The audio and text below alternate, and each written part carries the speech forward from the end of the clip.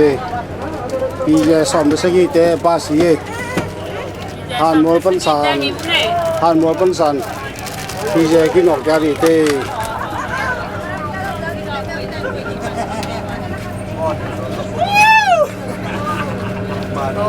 tô cái đi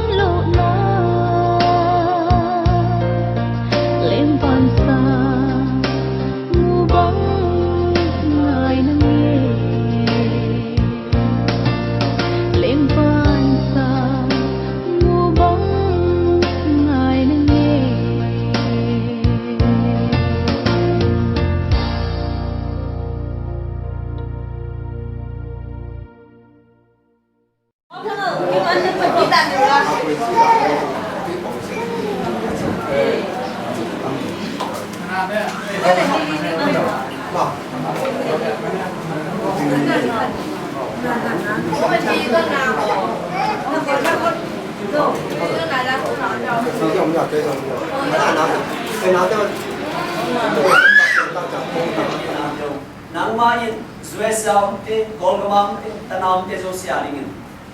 chupa tatta nang luan sani chupa tatta nak piet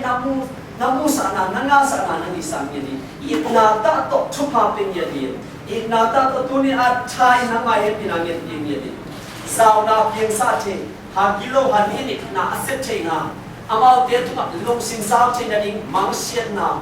kim le pa ma khu sao lo te a pieng sa che han ni na se na te so sei shu mi to ka da ye tu wa te so aum long ye te tu ni sei shu na man tam ni mu na la ye ta ye a he na tan na o so to pa doi man pa i si ai zu kham na to pa o tui bu khai ni sha da te to ki kan bo na te to pa nung soba phun nga chia na te doi ma man pa la che na ki tam tam in aum long ye na chu mai te te tai nang ma hasim phun mun na la che de hasim to sia da te to ang mun ta sang ye tai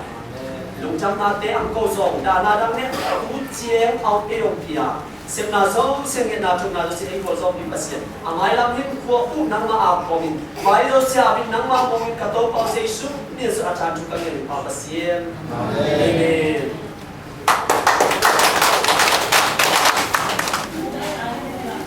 Mui ba duli nang mai an suat te hi bu pa hi to pa ni nama le na sima de te ka ti na kan na ti ni ko pa bai ting zo shi bu pa nang mai gol zo na ko le di na sa pe ni le na tu wa nu nam tu pa tu hi duli do ba in te lam pa ni le do ba ni amu ni ke ru ta mi in na an te ni ko pa ko asang na ta de ni ma ka ni ka le ko pa cheun Allah kaki nak jengin di kukan nak jengin dan nang masuk lundam kamu nak ada jadi nang hisain dengan asal ni nak tahu jengin makan cek waktu ni asal ding nak tahu ni makan cek waktu ni ane kumpulan si angin bang masuk senang kan lo kumpi jera kumpi thana ang kumpulan ni hisain dengan ini Yesus ni so nak tuah ada mana orang ni kami siro. Amen.